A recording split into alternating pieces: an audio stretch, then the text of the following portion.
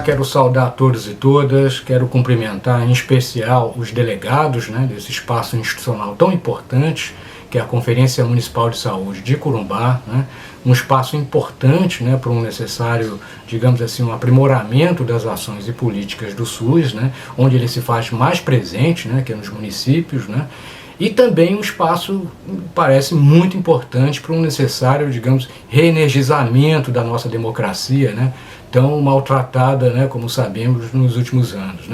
Então, portanto, eu estou muito feliz em estar aqui com você, ainda que mediado por essa câmera, à distância, mas estou muito contente em, de alguma maneira, estar presente e estabelecer esse contato.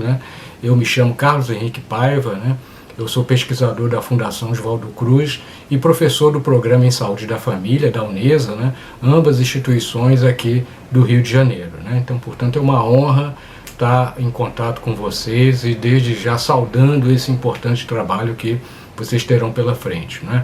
Como parte desse convite, eu fui, digamos assim, provocado a contemplar o processo de formulação do Sistema Único de Saúde, portanto, de tratar daquilo que a gente conhece como reforma sanitária brasileira, um tema sobre o qual eu tenho me debruçado já há algum tempo, alguns anos tenho estudado essa temática, para tentar entender um pouco as suas ideias mais estruturantes, mais instituintes, seus processos mais longevos, bem como os atores institucionais mais importantes. Então, portanto, é nessa chave, digamos, de conversa que eu vou ter aqui com vocês. A primeira pergunta que a gente podia fazer é quando, afinal, começa a reforma sanitária brasileira? Essa não é uma pergunta simples de responder, uma vez que não há uma certidão de nascimento da reforma sanitária brasileira. Não há um documento formal que institua, a partir de hoje a gente vai começar um processo de reforma sanitária brasileira. Não existe isso, a gente está falando de um processo que, mais uma vez, é difuso, envolveu muitos atores e interesses. Então, para a gente tentar responder essa questão, a gente vai, como eu disse, ao contexto histórico em que ele vai emergir. Já posso adiantar que vocês vão encontrar na literatura pelo menos três possibilidades de resposta para essa pergunta. A primeira resposta, quando perguntado quando começa a reforma sanitária brasileira, uma parte da literatura valoriza muito a criação de instituições que foram de fato muito potentes, como o SEBS, Associação Brasileira de Estudos de Saúde, de 1976, e cerca de 3 anos depois da Associação Brasileira de Pós-Graduação em Saúde Coletiva, a atual Associação Brasileira de Saúde Coletiva, a Abrasco. A criação dessas duas associações, digamos assim, multiprofissionais, elas demarcariam o surgimento de um certo consenso, sobretudo entre intelectuais e sanitaristas, em torno de uma proposta de reforma para a saúde. Então tem uma primeira corrente que, quando tenta responder essa pergunta, digamos assim, valoriza, não é que não considere outros elementos, mas valoriza muito a emergência dessas instâncias, assim, digamos, de mais natureza intelectual. No SEBS, por exemplo, a gente vai ver a criação de uma revista, ainda em vigor até hoje, que é Saúde em Debate. Saúde em Debate foi um veículo, um periódico muito importante para a disseminação de ideias em torno da reforma sanitária. Então, de fato, a emergência dessas instituições, bem como dos seus veículos de comunicação, no caso aí, da Saúde em Debate, é parte importante de um processo de reforma sanitária.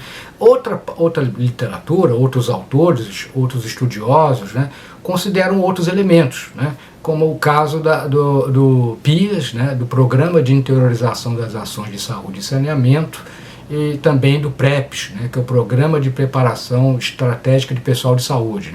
Essas políticas elas foram elaboradas no contexto do regime, a partir de 75 e 76, o primeiro, o PIAS, vai ser uma política importante de interiorização do serviço de saúde, no que seria uma atenção básica, os primórdios de uma atenção básica.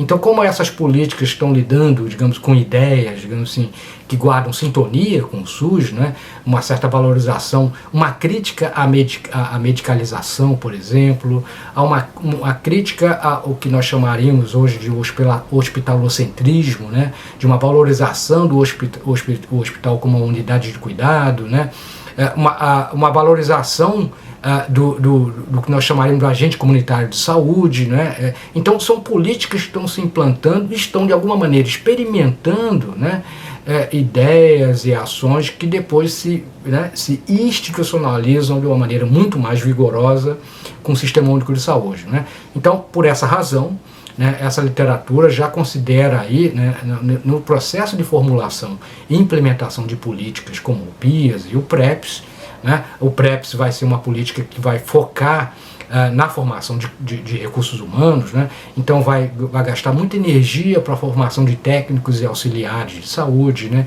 Vai ser muito importante para pensar a metodologia de formação, né, do ensino e serviço, né, de formação profissional no serviço de saúde, né, sobretudo na atenção básica, né?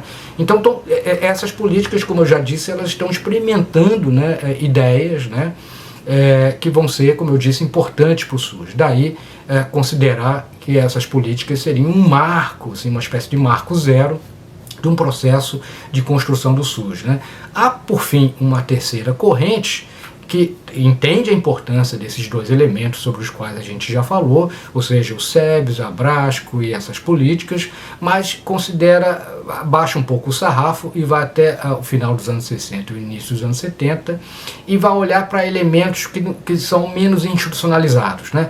Vai olhar para as ideias que estão circulando em periódicos, vai olhar para congressos, né, de saúde pública, inclusive internacionais, vai olhar para o papel da Organização Pan-Americana da Saúde, que vai ser um ator institucional importante no cenário regional, né, disseminação de ideias, digamos assim, progressistas para o campo da saúde, né? Então eu não quero, ninguém precisa ficar preocupado, e não é o nosso compromisso aqui, ficar disputando quando é que o SUS começa.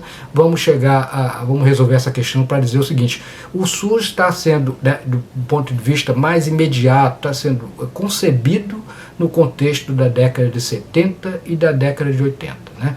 Portanto, a gente está falando de 2 décadas, né? Em termos históricos, né?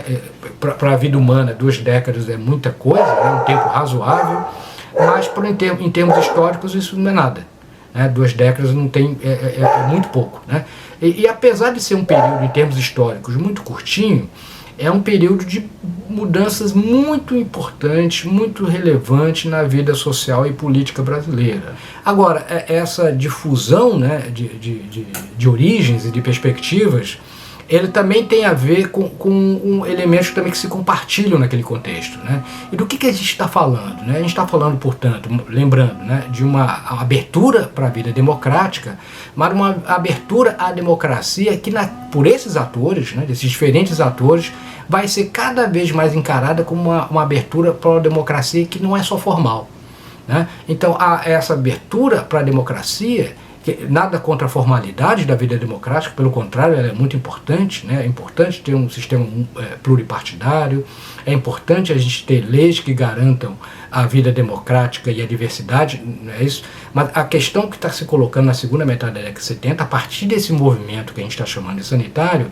é que a gente deveria ir além da questão meramente formal da vida democrática, né? Portanto, era preciso garantir políticas públicas que viabilizassem a vida democrática, né? Então é aí que se estabelece a relação, né, uma relação estreita e potente entre saúde e democracia, né? E veja, qual é o conceito de saúde que está em questão aí, né? Naturalmente não é só acesso ao hospital, o acesso a médico ou a serviço de saúde, né? O conceito de saúde, que já está, digamos assim, bastante disseminado nesse contexto da década de 70, é um contexto de saúde amplo e bastante abrangente, né?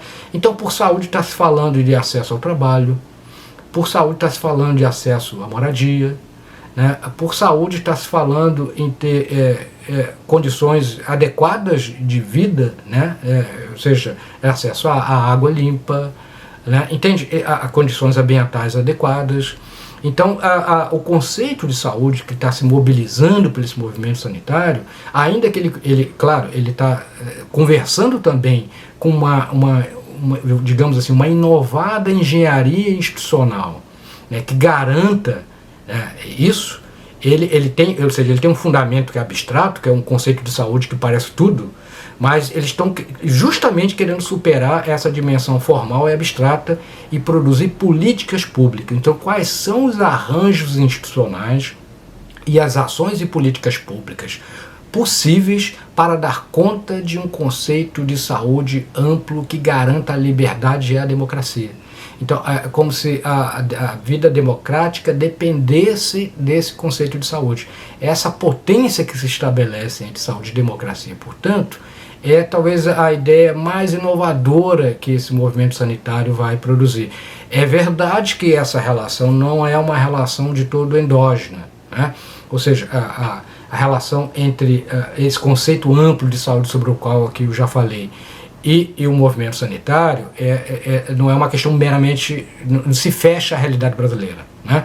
Ele é um conceito disseminado internacionalmente, né? Isso já estava sendo mobilizado em várias outras partes do mundo, mas tudo leva a crer que nesse contexto, né, de abertura democrática, né, num contexto tão tenso, né, de uma abertura democrática, diga-se de passagem, né, que a gente não pode se iludir com uma perspectiva daquilo que a gente sabe do passado, né? A gente está olhando, né, para trás e a gente sabe o que aconteceu, né? Mas as pessoas que estavam vivendo naquele contexto, a abertura democrática ela era completamente incerta, né?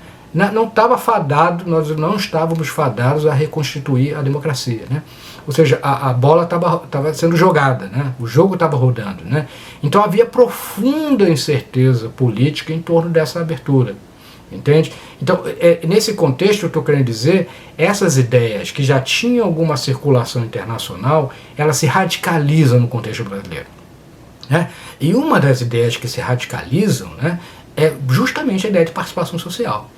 Porque, evidentemente, num contexto em que está se colocando em pauta a retomada da vida democrática, é evidente que a ideia de participação social vai ser potencializada, entende? Então, a discussão sobre controle social, ela não é uma discussão qualquer no contexto da reforma sanitária brasileira. A sociedade brasileira tem à sua frente decisões muito difíceis, né? Que são difíceis porque são complexas, né? E evidentemente, como todos sabem, envolve os mais diversos interesses, mas é preciso que a sociedade brasileira tome uma decisão numa direção, né, da solidariedade social, né, de um Estado protetor, né, de uma concepção de trabalho com direitos, né, de um meio ambiente, né, que não seja agredido e nos agrida. Então, eu estou aqui quase que repetindo uma figura histórica como a Arouca. Essa foi a fala, né, uma coisa muito semelhante, disse o Arouca lá na 8ª conferência, né? Então, aquela opção que o Arouca se referia lá em 86, de alguma maneira continua de pé. E talvez de uma situação mais dramática, né? Uma vez que a gente está saindo de uma pandemia, né? Se é que eu posso dizer exatamente, tudo indica que sim, estamos saindo de uma pandemia, né? Enfim, cuja o tamanho e repercussão na vida pública é indescritível, né? E ao mesmo tempo saindo de uma experiência de governo, né, dos últimos 4 anos, que só pode ser classificada, me desculpem, como terrível, né? Então a gente está numa situação dramática, né? E a opção pelo SUS é a opção pela sociedade que deve abrigar esse SUS, né? Então o SUS não é só, a gente não pode tratar o SUS no nível de um plano de saúde, né, público, né? Não é isso, né? Ele não foi isso que foi concebido lá por aquela geração tão lutadora, né, na segunda metade dos anos 70. Né? Então esse espaço institucional com o qual eu estou tendo o privilégio de conversar um pouquinho é um espaço, entre outros, né, mas é certamente um espaço decisivo em que essas ideias, né, elas devem ser retomadas, mas elas precisam ser reconsideradas nesse novo contexto. Esse é o ponto que eu queria chamar a atenção, né? Não é um uso instrumental e automático daquelas ideias tal qual elas estavam lá, porque lá elas estavam conversando com aquele contexto. E a potência que elas adquiriram naquele contexto tem que ver exatamente com a capacidade de diálogo que aquelas lideranças tiveram, né, de comunicação, de mobilização pública, etc., etc., naquele contexto. Né? E também os limites, né, sobre os quais a gente sinalizou muito pouco aqui na conversa. Né? É evidente que teve muitos limites ideológicos e políticos para aquelas ideias. Né? Ou seja, o processo genético do SUS, de alguma maneira, ele carrega no seu interior as contradições que fazem com que ele seja, acho que todos conhecem, né, aquela metáfora do copo meio cheio e meio vazio, né, que foi capa da revista Hades, uma revista publicada aqui pela Fiocruz há alguns anos, né, em comemoração a um aniversário do SUS, né. Então o SUS foi retratado numa imagem, que eu acho que é uma imagem histórica, né, do copo meio cheio e meio vazio, né. O copo, a parte cheia é o que há de vigoroso, né, tem que ver com políticas efetivas que a gente implantou, com melhorias que estão muito associadas, né, à expansão de políticas, por exemplo, como a atenção primária, mas é evidente que tem uma parte meio vazia e diz respeito aos seus limites, né, às suas barreiras e as fraquezas que esse sistema de saúde ainda tem, né, a começar pela sua condição de subfinanciamento crônico, né. É isso, eu queria saudar todos, muito sucesso nos trabalhos da conferência, ok? Um abraço.